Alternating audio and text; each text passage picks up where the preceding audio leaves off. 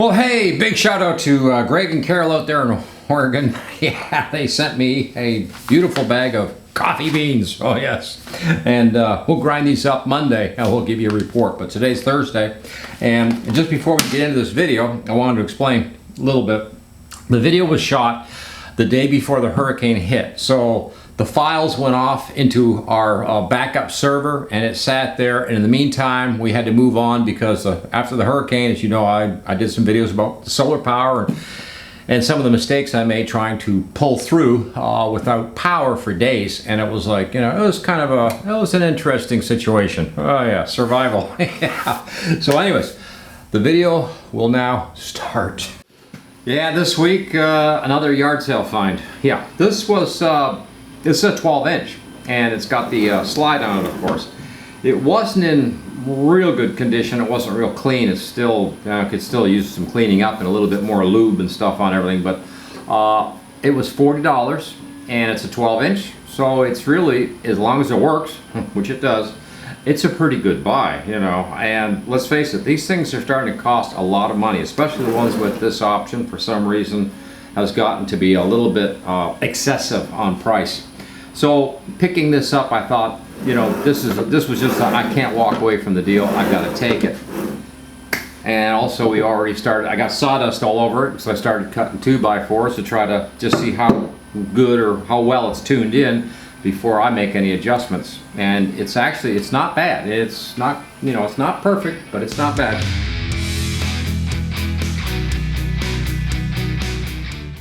So you walk up to a deal like this, and the first thing you got to notice, there's an 80 tooth blade on here.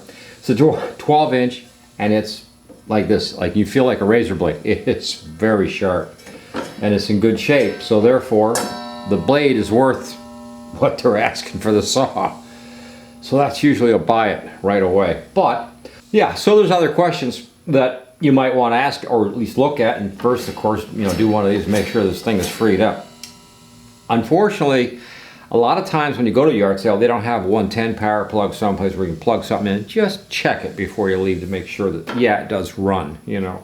The other thing that was wrong with this one, I'll just lock it down as a matter of fact, is this lock right back here was missing. So I 3D printed a new one, plus the metal shaft. Let's see if I can get that. There we go.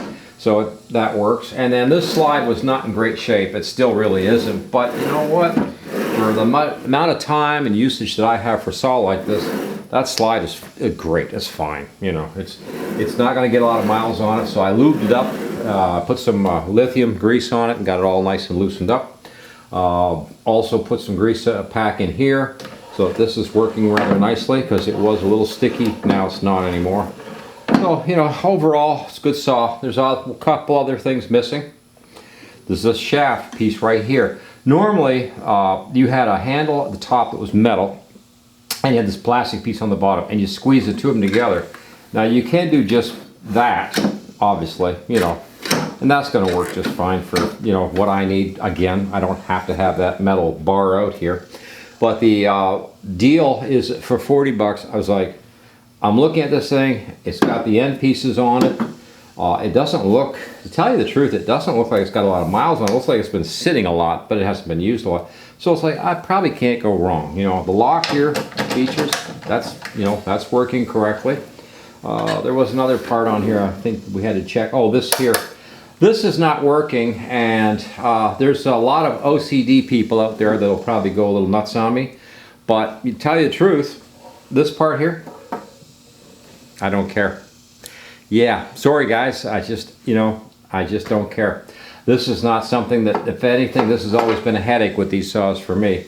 There is one other thing that I have noticed over the years with these saws, and if you're really OCD, again, with wood cutting and stuff, when you first hit, let's see if I can do it.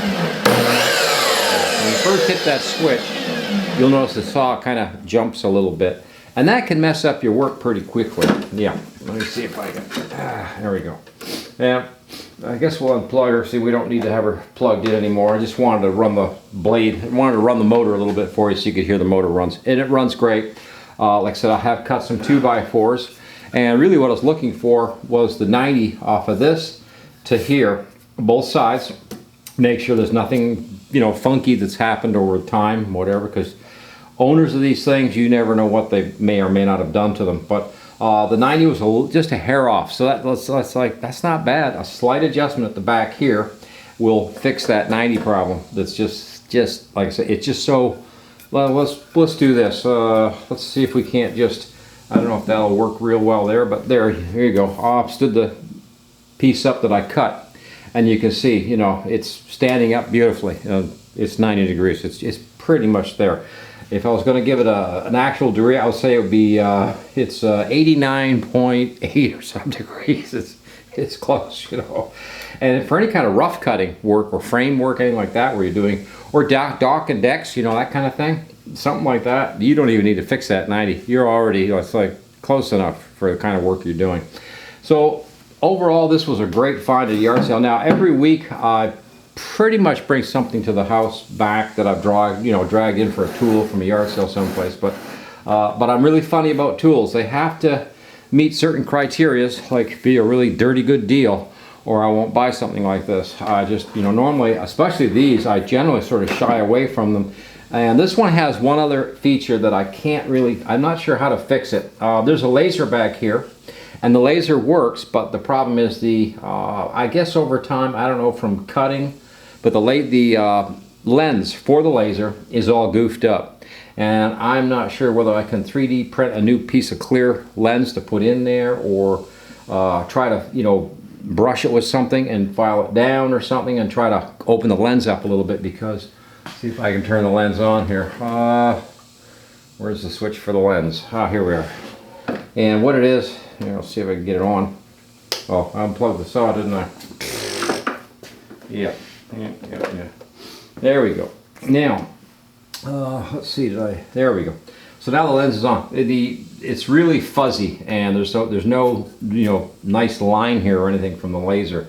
So I don't know what's happened here, but it looks like it's gotten hot and hit, and over time it's gotten beat up, or something has happened back here.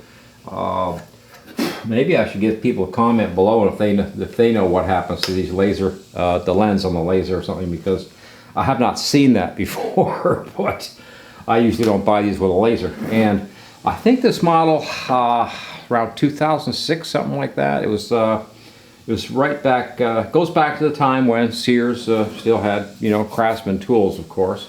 This is the model 137, I believe. So yeah, you know, it was still something that was still around at that time.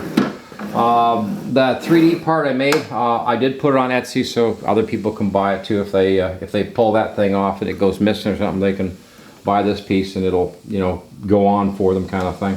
The other thing I was looking at was this piece here, like I said, the knob. And I can make the knob, but I'll have to take my lathe and actually cut a new piece of steel shaft back through here that goes under here for that. And that's like, it doesn't seem like it's something that you really need. So yeah, I may or may not even worry or ever get into that. Now, there was something else I also got at a yard sale this past weekend. And I'll tell you about it, but I can't show it to you because, I don't know, YouTube is really, really funny about this sort of thing. So I'll just say that it's, how can I put it? I walked up and they had some tools and whatever laying around, and there was a pew-pew. I'll make the sign, the international sign for, you know what I'm talking about. Yeah, and it was a semi-auto, only a 22, but still, you know, in really good condition. Marlin, in fact, was the name of the manufacturer. And I asked about it, and the gal says, oh, you're interested in that old pellet gun. A pellet gun. You know, BBs, yeah. So, $20. I said, okay, I'll take it. I've shown it to several people, and they said, if you want your money back, I'll take it from you. But that was another interesting and terrific buy. I usually don't buy that sort of thing at a yard sale, but it was very hard for me to explain to this gal, and I did try to explain it to her. Ma'am, that is not a pellet gun, okay? I was like, But she insisted it was. So I was thinking, well, maybe she's military and she's thinking 50 cal machine gun or something. And of course, that thing is, you know, in her grade would be a pellet gun. I don't know. But it was something that I could add to my little armory. So it's like, cool, okay, we'll take it, you know. But really, the best buy this weekend was not that, but this here. I dig tools anyway, so I really love having this thing. And there was a few other things I had to check, which was, of course, the angle here with the scale. Also this way with, you know, turning it. Somebody had set it up at one time because it is accurately 90 degree this way. This way was, like I say, was a hair off. So that was cool. Now, the other thing I've got is these, which pull out. And of course, usually these are missing. That's another thing when you go to a yard sale. Look for parts that are missing because that's usually why the price is so good. You also have these little stops right here that you can flip up. They're not missing. Usually, another thing that usually gets, you know, knocked off in time. This here wasn't missing. And also, they've got the lock. It's a plastic one, but it still works, and it's back here on this side for moving, you know, your miter pieces in and out. Overall, I would say I think I did fantastic, but you know, some people, depends on what part of the country you're living in, I guess, as to what has value and what doesn't or something. But around here, power tools are really funny. They're either overpriced at yard sales and you just walk away, or you get to a yard sale like this where it's like, that's all you want? Let me get my money out here. I'm taking it. You know, I'm carrying it to the car now before I even pay you because I don't want to lose the deal. You know, which brings me to some advice about yard sales. If you do have something you're thinking about buying, pick it up in your hand and carry it, and do not put it down until you either decide absolutely not, or that you are purchasing it. That's something that I had to learn. A couple times I would pick something up and think, man, you know, this is a really good tool for that price. I don't know if I want to buy it or not. And I would set it down for a minute, and somebody would step up, grab the tool, walk up to the woman, give her the money and walk off. And I'd be like, you know, where'd the tool go? Oh, somebody else bought it, right out from under me. Yeah, that did happen quite often. So you sort of have to keep it in your hand until you've made your decision and that you're firm with whatever it is you've decided. Otherwise, a lot of times you'll lose the deal right there, like that'll be it. Well, I guess that was my yard sale weekend there. Yeah. I get different things in for yard sales all the time, and I keep meaning to bring them to the show for you guys so you can see what kind of crazy deals I run into. So I'll be in the future, I will try to see if we can get on that. Prusa 3D printing, they announced a new printer, I guess it was today. It's the HT90. $10,000. So yeah, I don't think I'll be. We will not be reviewing that one anytime soon. Actually, I think it's the Fuson 1 or something is a similar machine. It's only $1,500, but it's more, you know, friendly to consumers, at least for the price. And I don't think it's not going to be the Prusa machine, obviously. The other thing that's coming up, going to be off next week. We're going to be totally shut down. A couple of things I'm looking at. Content, such as, you know, should we do yard sale hopping from weekend to weekend, or should I take you guys with me up to the sawmill and look at wood at some point? Should we, should we lean more toward 3D printing and the print factory or farm? I like to call it a little factory. As to how that's doing week to week and what we're, you know, dealing with, that sort of thing. Just looking for some ideas, and also I might even be looking at changing the name, the branding, because the coffee and tool thing does conflict, because we're not really into coffee, other than I'm drinking a lot of coffee while I play with the tools. Yeah, that's how that happens, you know. Anyways, I'm going to get out of here, so hey, thanks for checking in on us, and I'm out of here. Over and out.